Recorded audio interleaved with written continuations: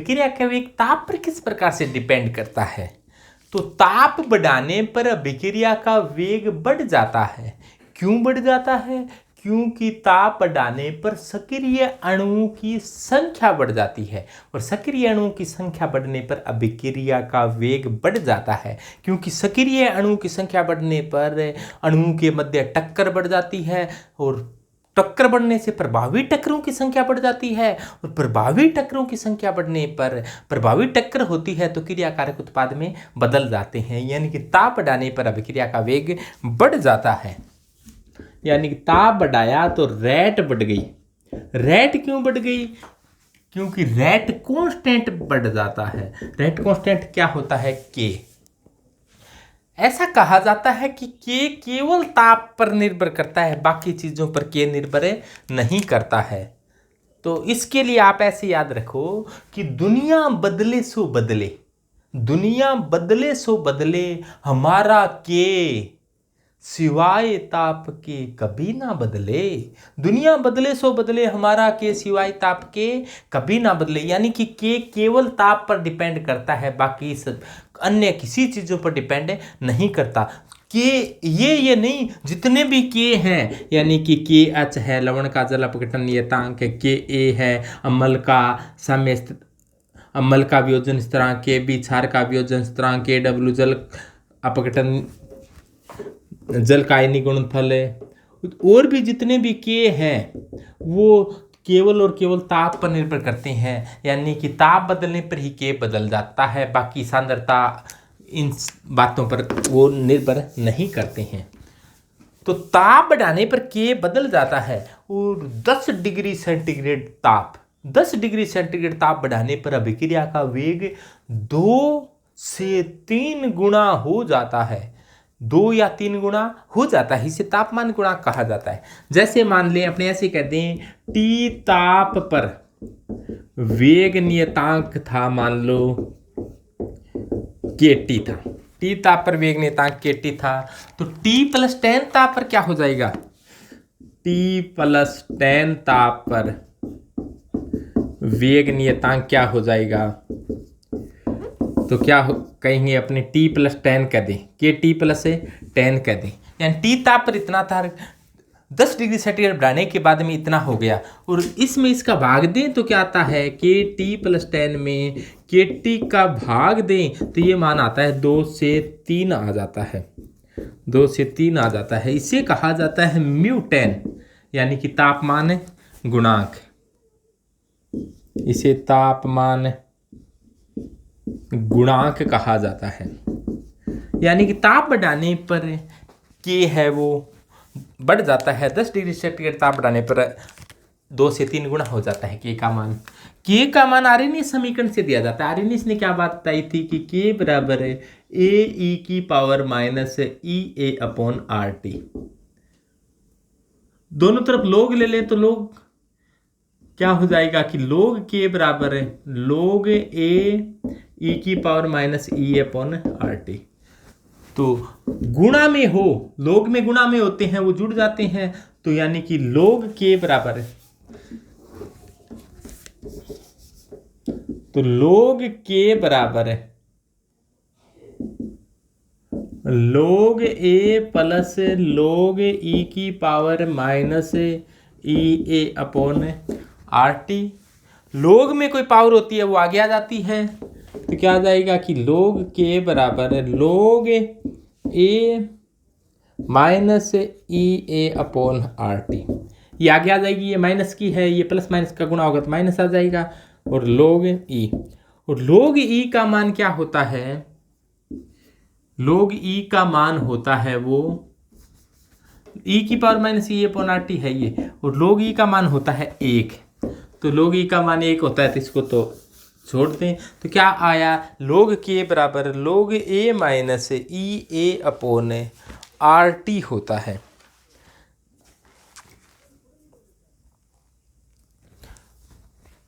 और ये मान लो कि एलन है, ये लोग ई को एलन कह देते हैं, तो ये एलन है। एलन को लोग बेस 10 में बदलना हो तो क्या करना पड़ेगा? अपने को 2.303 से मल्टीप्लाई करना पड़ेगा। ln है ये, मान लो ln को log बेस 10 में बदलने के लिए कितने से गुणा किया जाता है? तो मैं यहाँ लिख देता हूँ कि ln को log बेस 10 में चेंज करने हेतु 2.303 से मल्टीप्लाई करते हैं, गुणा करते हैं।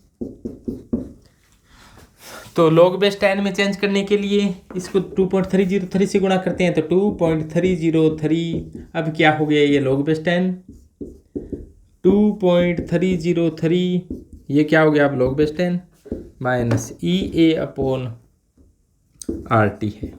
अब 2.303 को हटाने के लिए पूरी समीकरण के दोनों ओर 2.303 का भाग दे दें, और इसमें भी 2.303 का भाग दे दें, तो 2.303 से यहाँ तो कैंसिल हो जाएगा, इसके बट्टे में बच जाएगा। यानी कि अपने ऐसे कहते हैं कि log बेस 10 के बराबर है log बेस 10 a, ये था ना a minus EA upon 2.303 R T। अब अपने ग्राफ खींच दें, किस किस के मध्य ग्राफ खींचे, कि इधर तो ले ले log k और इधर ले ले 1/t, इधर तो ले ले log k क्योंकि k ताप के साथ चेंज होता है, और इधर ले लिया 1/t। तो देखो यहाँ पर क्या लिया है अपने 1/t, कौन सी अक्ष पर लिया है? x अक्ष पर। तो ये 1/t तो ले लिया x अक्ष पर। x अक्ष के साथ साथ जो भी होता है वो ढाल होता है m।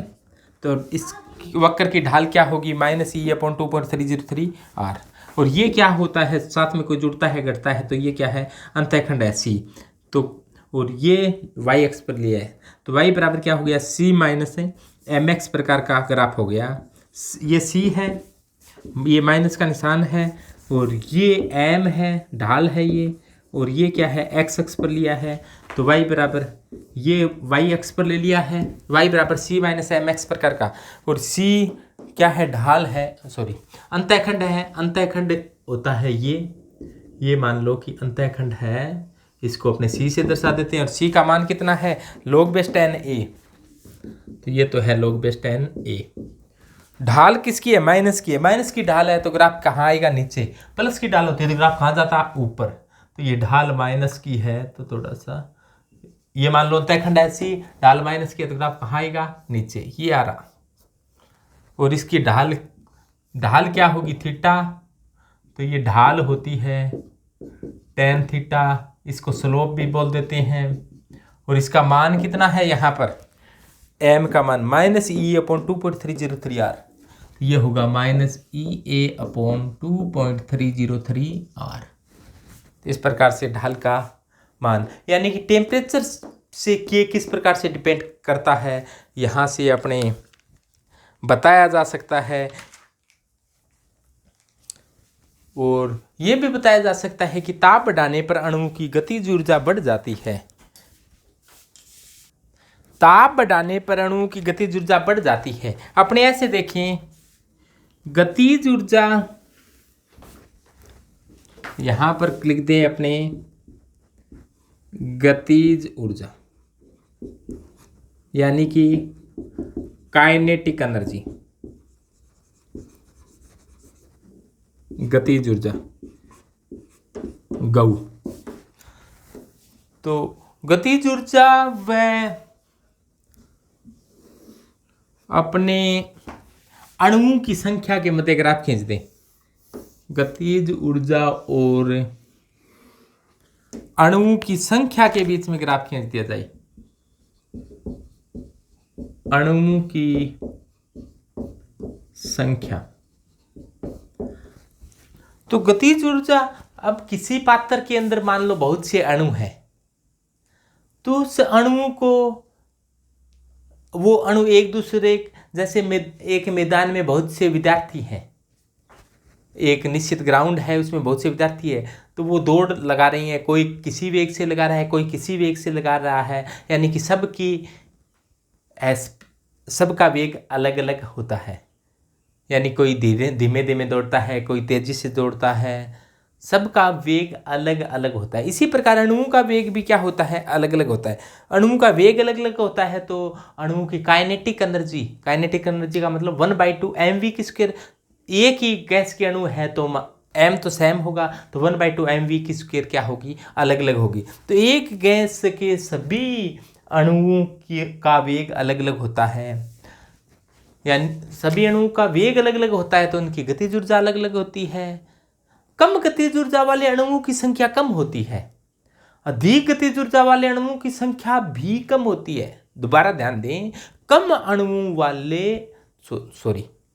कम गतिज ऊर्जा वाले अणुओं की संख्या कम होती है और अधिक गतिज ऊर्जा वाले अणुओं की संख्या कम होती है। यानी कि गतिज ऊर्जा का मान कम है तो अणुओं की संख्या कम है, गतिज ऊर्जा का मान ज्यादा है, ये गतिज ऊर्जा बढ़ रही है इधर, ऐसे गतिज ऊर्जा ज्यादा होगी तो भी अणुओं की संख्या क्या है, कम है। यानी ग्राफ इस प्रकार से आता है, कम गतिज ऊर्जा वाले अणुओं की संख्या कम होती है, अधिक गतिज ऊर्जा वाले अणुओं की संख्या कम होती है, लेकिन मध्यम गतिज ऊर्जा वाले अणुओं की संख्या क्या होती है, ज्यादा होती है। यानी सबसे ज्यादा अणुओं की संख्या ये है, अणुओं की संख्या को अपने इधर लिया है तो ये सबसे ज्यादा अणुओं की संख्या ये है। ये कौन सी गतिज ऊर्जा रखते हैं, मान लो ये गतिज ऊर्जा रख रहे हैं, ये जिस गतिज ऊर्जा को सबसे ज्यादा अणु रखते हैं उस गतिज ऊर्जा को कहा जाता है अति संभाव्य गतिज ऊर्जा।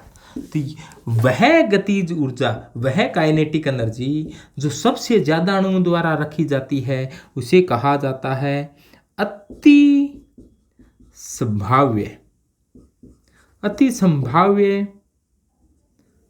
गतिज ऊर्जा। इसे कहा जाता है अति संभाव्य गतिज ऊर्जा, यानी कि ऐसी गतिज ऊर्जा जो ज्यादातर अणुओं द्वारा रखी जाती है। मान लो ये K1 गतिज ऊर्जा है, ये मान लो ये ग्राफ खींचा गया है, T ताप पर खींचा गया है, T ताप पर ये ग्राफ खींचा गया है और T ताप पर ये ग्राफ इस प्रकार से आया है। कम गतिज ऊर्जा, यानी कि गतिज ऊर्जा का मान कम है, यहाँ पर देखो, यहाँ पर मान कम है तो अणुओं की संख्या भी कम है, यानी कम गतिज ऊर्जा वाले अणुओं की संख्या कम होती है। अधिक गतिज ऊर्जा का मान अधिक हो गया, देखो अधिक कितना हो गया, तो भी अणुओं की संख्या इतनी है, यहाँ इस गतिज ऊर्जा वाले अणुओं की संख्या इतनी है। तो कम गतिज ऊर्जा वाले अणुओं की संख्या कम होती है, अधिक गतिज ऊर्जा वाले अणुओं की संख्या कम होती है। जिन गतिज ऊर्जा वाले अणुओं की संख्या ज्यादा होती है, यहाँ पर n है, अणुओं की संख्या ज्यादा है, यानी कि वह गतिज ऊर्जा जो ज्यादातर अणुओं द्वारा रखी जाती है उसे कहा जाता है अति संभाव्य गतिज ऊर्जा। ये T ताप पर अति संभाव्य गतिज ऊर्जा ज्ञात की। अब ताप बढ़ाने पर क्या होता है, अगला ग्राफ अपने T+10 पर खींच रही है। किस पर खींच रही है, T+10 ताप पर, यानी कि ताप बढ़ा दिया गया है, 10 डिग्री सेंटीग्रेड ताप बढ़ा दिया गया है। ताप बढ़ाने पर ग्राफ कैसा आता है, 10 डिग्री सेंटीग्रेड ताप बढ़ाने पर ग्राफ इस प्रकार से प्राप्त हुआ कुछ है कि ताप बढ़ाने पर क्या हुआ है, पहले अति संभाव्य गतिज ऊर्जा ये थी, अब अति संभाव्य गतिज ऊर्जा क्या हो गई है, ये हो गई है। ताप बढ़ाने पर अति संभाव्य गतिज ऊर्जा के मान में वृद्धि हो गई है।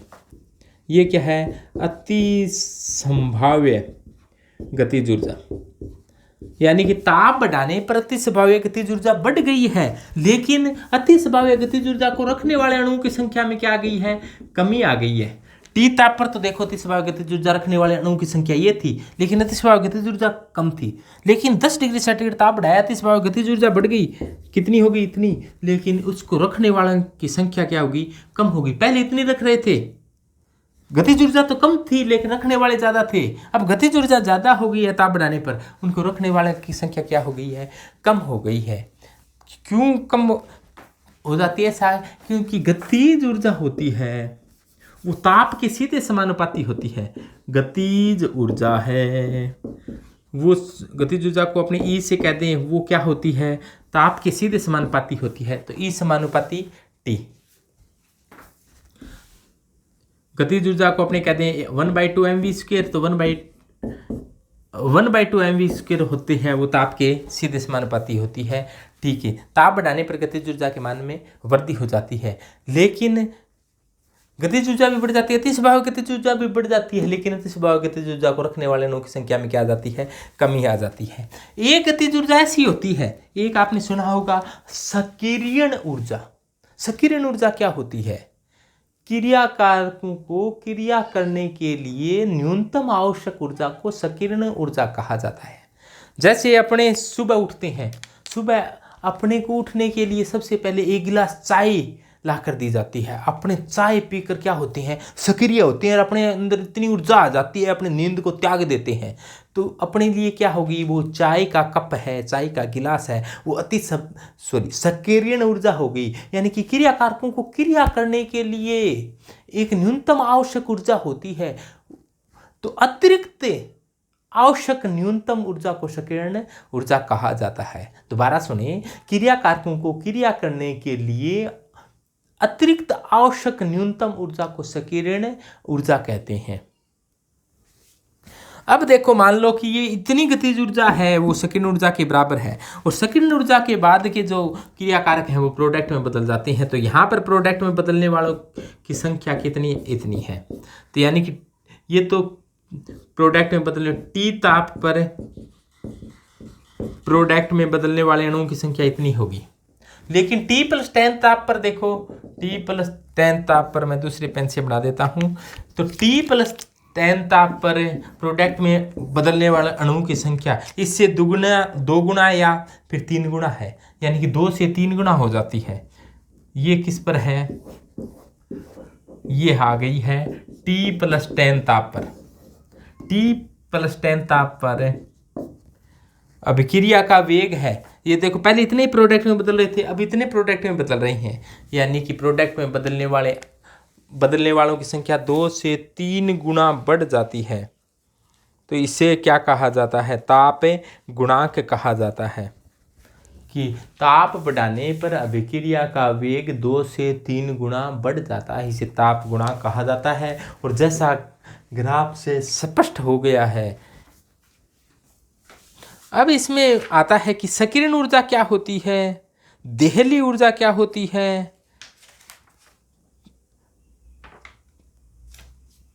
तो इसे समझो कि सक्रियण ऊर्जा क्या होती है। तो ये ताप पर अभिक्रिया का वेग किस प्रकार से डिपेंड कर जाता है। तो क्रिया कारकों को क्रिया करने के लिए आवश्यक न्यूनतम ऊर्जा को सक्रियण ऊर्जा कहा जाता है। इसका क्या होता है कि क्रिया कारकों के पास कुछ ऊर्जा पहले से ही होती है, तो यानी कि कुछ ऊर्जा पहले से ही, इसे कहा जाता है एनर्जी ऑफ रिएक्टेंट, यानी कि क्रिया कारकों की ऊर्जा। क्रिया कारकों के पास कुछ ऊर्जा पहले से ही होती है, जिसे क्रिया कारकों की ऊर्जा या एनर्जी ऑफ रिएक्टेंट कहा जाता है। क्रिया कारकों को क्रिया करने के लिए कुछ ऊर्जा और चाहिए, इसे क्या कहा जाता है, जितनी ऊर्जा और चाहिए इसे कहा जाता है सक्रियण ऊर्जा। यानी कुछ ऊर्जा पहले से ही है, कुछ ऊर्जा और चाहिए, इस ऊर्जा को क्या कहा जाता है, सक्रियण ऊर्जा कहा जाता है। क्रिया कारकों की ऊर्जा और सक्रियण ऊर्जा भी किसकी है, ये क्रिया कारकों की सक्रियण ऊर्जा है। क्रिया कारकों की ऊर्जा व क्रिया कारकों की सक्रियण ऊर्जा कि इसके योग को क्या कहा जाता है, इसके योग को कहा जाता है देहली ऊर्जा, इसे कहा जाता है देहली ऊर्जा। यानी क्रिया कारकों की ऊर्जा व क्रिया कारकों की सक्रियण ऊर्जा के योग को कहा जाता है देहली ऊर्जा। यानी कि एनर्जी ऑफ रिएक्टेंट और एनर्जी ऑफ एक्टिवेशन रिएक्टेंट की, एक्टिवेशन एनर्जी ऑफ रिएक्टेंट का योग क्या होता है, देहली ऊर्जा। यानी कि energy of reactant plus activation energy of reactant है, वो क्या होता है, देहली ऊर्जा। और क्रिया करने के बाद में प्रोडक्ट में बदल गए मान लो, तो ये बन गया प्रोडक्ट। प्रोडक्ट के पास भी कुछ ऊर्जा होती है, इसे कहा जाता है एनर्जी ऑफ प्रोडक्ट, यानी कि उत्पाद की ऊर्जा। और इसे कह देते हैं उत्पाद की सक्रियण ऊर्जा, उत्पाद की सक्रियण ऊर्जा। दोबारा देखिए, क्रिया कारकों के पास कुछ ऊर्जा पहले से ही होती है, कुछ ऊर्जा और चाहिए। यहाँ पर तो क्या है, ऊर्जा ली है अपने ने और यहाँ पर क्या है, अभिक्रिया का पथ है, रास्ता है, ऐसे हो रही है अभिक्रिया। क्रिया कारकों के पास कुछ ऊर्जा पहले से ही है, कुछ ऊर्जा और चाहिए। जितनी ऊर्जा और चाहिए उस सकीर्ण ऊर्जा है। जैसे अपने पास कुछ ऊर्जा पहले से ही होती है, जैसे अपने सोए हुए हैं, अपने को उठने के लिए कुछ ऊर्जा और चाहिए, तो अपने एक गिलास चाय पीते हैं। तो अलग अलग की सकीर्ण ऊर्जा अलग अलग होती है। कोई एक गिलास दूध पीता है, कोई एक गिलास चाय पीता है, कोई 2-4 थप्पड़ मारे जब उठा है तो वहाँ की सकीर्ण ऊर्जा है, थप्पड़ है, कहीं लपड़ है, कहीं लाठियाँ उठाना पड़ा है, कुंभकर्ण ने भोजन देना था जब उठ, तो अलग अलग की सकीर्ण ऊर्जा अलग अलग है। तो क्रिया कारकों की के पास कुछ ऊर्जा पहले से होती है, कुछ ऊर्जा और चाहिए, इस ऊर्जा को कहा जाता है सक्रियण ऊर्जा। और क्रिया कारकों की ऊर्जा और क्रिया कारकों की सक्रियण ऊर्जा के योग को कहा जाता है देहली ऊर्जा, या फिर उत्पाद की ऊर्जा पर उत्पाद की सक्रियण ऊर्जा, यानी कि एनर्जी ऑफ प्रोडक्ट और एक्टिवेशन एनर्जी ऑफ प्रोडक्ट का योग किसके बराबर होगा, देहली ऊर्जा के बराबर। यानी कि अपनी ऐसे भी कह सकते हैं energy of product plus activation energy of product है, वो भी देहली ऊर्जा के इक्वल होगा। अब इसके आधार पर अपने ये भी बता सकते हैं कि ऊष्माक्षेपी है कि ऊष्माशोषी है। तो सबसे पहले अपने बताएं कि ऊष्मा शामिल होने के आधार पर अभिक्रिया दो प्रकार की होती है। ऊष्मा शामिल होने के आधार पर अभिक्रिया दो प्रकार की होती है। एक तो होती है एक्जोथर्मिक रिएक्शन, एक्जोथर्मिक रिएक्शन यानी कि ऊष्मा क्षेपी अभिक्रिया। जैसे आपने देखा होगा कि N2 + 3H2 की क्रिया हो तो 2NH3 बनता है और साथ में ऊष्मा बाहर निकलती है। ऊष्मा ऊर्जा एक ही बात है। जबकि कई अभिक्रिया होती है एंडोथर्मिक रिएक्शन, एंडोथर्मिक रिएक्शन यानी कि अभिक्रिया के दौरान ऊष्मा है वो अवशोषित होती है। ऊष्मा है वो कैसी होती है, अवशोषित होती है। तो यहाँ पर जैसे मान लो N2 + O2 = 2NO है, तो यहाँ पर क्या होता है, ऊष्मा है वो अवशोषित होती है। तो इनके लिए डेल्टा H नेगेटिव होता है, इनके लिए डेल्टा H कैसा होता है, पॉजिटिव। इनका ग्राफ अपने खींचते हैं। यहाँ पर तो ऊर्जा है, यहाँ पर अभिक्रिया का पथ है। तो ऊष्माक्षेपी के ग्राफ में क्रिया कारकों की ऊर्जा ज़्यादा होती है और उत्पादों की ऊर्जा क्या होती है, कम होती है। जैसे मान लो आप घर से चले 20 रुपये लेकर चले, या आजकल 20 रुपये बहुत कम हो गए, आप घर से चले 200 रुपये लेकर चले, घर वापस पहुँचे तो 100 ही रुपये है। तो 100 कहाँ गए, 200 थे, अब 100 ही है। 100 कहाँ गए, 100 आपने त्याग दिया, त्याग दिया मतलब क्षेपण कर दिया। तो इसे क्या कहेंगे, ऊष्माक्षेपी। यानी कि एनर्जी ऑफ रिएक्टेंट ज़्यादा है और एनर्जी ऑफ प्रोडक्ट क्या है, कम है। तो ये एक्टिवेशन एनर्जी ऑफ रिएक्टेंट है, ये एक्टिवेशन एनर्जी ऑफ प्रोडक्ट है, ये देहली ऊर्जा है। ये बात तो बता दी है। जब क्रिया कारकों की ऊर्जा ज़्यादा हो और उत्पाद की ऊर्जा कम हो, यानी घर से आप 200 रुपये लेकर चले, अब आपके पास 100 है, इसका मतलब 100 का त्याग कर दिया है, तो ये क्या होगी, ऊष्माक्षेपी हो गई।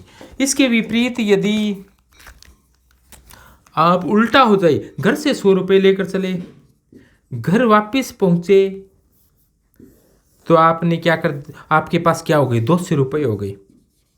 तो 100 कहाँ से आ गई, 100 आपने कहीं से उनका अवशोषण कर लिया है, आपको मिल गई हैं, आपने प्राप्त कर लिए हैं, कहीं से दोस्त से ले लिए हैं, तो ऊष्मा का अवशोषण कर लिया है। तो ये क्या होगी, ऊष्मा शोषी अभिक्रिया हो गई। तो आपको ये दिखाई दे रहा है ये कौन सी अभिक्रिया, क्रिया कारकों की ऊर्जा ज़्यादा है, उत्पाद की ऊर्जा कम है, तो ऊष्माक्षेपी है। और इनके अंतर को, ये जो अंतर आता है उसको कहा जाता है डेल्टा H। और डेल्टा H बराबर क्या होता है, energy of product minus energy of reactant. यदि प्रोडक्ट की एनर्जी कम है, रिएक्टेंट की एनर्जी ज़्यादा है। यहाँ पर जैसे मान लो घर से चले अपने 100 थे, अब कितने हैं, घर से चले थे 200 थे, यानी क्रिया कारकों की ऊर्जा ज़्यादा है और उत्पाद की ऊर्जा क्या है, कम है, मान लो 100 ही है ये। तो अब प्रोडक्ट कितना है, 100 माइनस रिएक्टेंट कितना है, 200, तो माइनस का क्या आया, 100। यानी कि इसके लिए ऊष्माक्षेपी का ग्राफ है ये, और ऊष्माक्षेपी के लिए डेल्टा H कैसा आता है, नेगेटिव आता है। इसके विपरीत यदि ऐसा होता, आप घर से चले 200 रुपये थे और अब कितनी हो गई आपके पास, 300 हो गई। मान लो घर से 200 लेकर चले थे, अब कितनी हो गई आपके पास है, 300 हो गई हैं। तो डेल्टा H का मान क्या होगा, यानी कि एनर्जी ऑफ प्रोडक्ट है वो ज़्यादा होगी। पहले कम थी, क्रियाकार के पास कम ऊर्जा थी, अब क्या हो गई है, ज़्यादा हो गई है। तो डेल्टा एच का मान ये हो गया इनका अंतर। तो डेल्टा एच क्या हो जाएगा, energy of product minus energy of reactant. तो प्रोडक्ट की कितनी है 300, रिएक्टेंट की कितनी है 200, तो मान कितना आया 100। तो डेल्टा एच का मान कैसा आया 100, वो कैसा आया पॉजिटिव का। तो यदि ये कम है और ये ज़्यादा है तो डेल्टा एच का मान पॉजिटिव। तो यानी कि उसमें सोर्सी है तो डेल्टा एच का मान पॉजिटिव, सोर्सी में पॉजिटिव और छिपी में नेगेटिव होता है डेल्टा एच।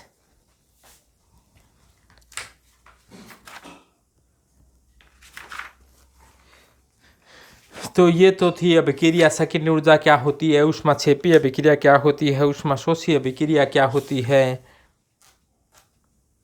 उत्प्रेरक का क्या प्रभाव पड़ता है, तो उत्प्रेरक की उपस्थिति में सकिरण ऊर्जा पर उत्प्रेरक का क्या प्रभाव पड़ता है। उत्प्रेरक, ये मान लो ऐसी अभिक्रिया हो रही है, उत्प्रेरक की उपस्थिति में सकिरण ऊर्जा का मान क्या हो जाता है, कम हो जाता है। धनात्मक उत्प्रेरक की उपस्थिति में सकिरण ऊर्जा का मान क्या हो जाता है, कम हो जाता है। जैसे मान लो पुराने टाइम के अंदर क्या होते थे, कच्चे रास्ते होते थे, ऊंचे ऊंचे टिल्ले होते थे, ट्रैक्टर चलाने पड़ते थे, ट्रैक्टर से अनाज अनूज ले जाते थे इधर। तो अपने बहुत ऊंचे टिल्ले हैं तो इसको यहाँ से तेज स्पीड से लाना पड़ता था, और यहाँ पर पहुँचते पहुँचते पहुँचते पहुँचते ये यहाँ पर पहुँचते पहुँचते अपना वो स्पीड खो देता था, यहाँ पर रुक जाता था, फिर वापस नीचे आता था, फिर वापस स्पीड से एक निश्चित ऊर्जा होती थी तभी ये जाकर इधर डलता था, यानी कि इधर पहुंच जाता था। तो क्रियाकार के यदि इधर उत्पाद में बदल जाए तो क्या होता है, प्रोडक्ट में बदल सकता है। तो ये गैप पार करना पड़ेगा। उत्प्रेरक की उपस्थिति में ये गैप क्या हो गया, अब छोटा हो गया है। अब ये टीला बड़ा नहीं रहा है, छोटा रह गया है उत्प्रेरक की स्थिति में। तो धनात्मक उत्प्रेरक ने क्या किया, इस टिल्ले को क्या कर दिया, सीधा कर दिया है, ट्रैक्टर से गोड़ी गाड़ी बाहर करे इसको सीधा कर दिया है, जिससे अब क्या हो गया है, कम ऊर्जा से ही काम चल जाता है, यानी कि सकिरण ऊर्जा क्या होगी, कम होगी। धनात्मक उत्प्रेरक अभिक्रिया के वेग को बढ़ा देती हैं, तो इन्होंने सहायता की तो अभिक्रिया का वेग क्या हो गया, बढ़ गया। और जबकि ऋणात्मक होता है, कोई और अणुबद्ध जीव होते तो ये क्या करते, टिल्ला तो पहले से ही है और ऊंचा टिल्ला कर देते, रेत रात ला कर और ऊंचा कर दिया, तो अब मुश्किल हो गई, तो अब सकिरण ऊर्जा का मान क्या हो गया, बढ़ जाता है। तो धनात्मक उत्प्रेरक सकिरण ऊर्जा के मान को कम कर देता है, जबकि ऋणात्मक उत्प्रेरक सकिरण ऊर्जा के मान को बढ़ा देता है। तो अपने इतना ही पढ़ा कि अभिक्रिया के वेग का ताप से क्या संबंध है।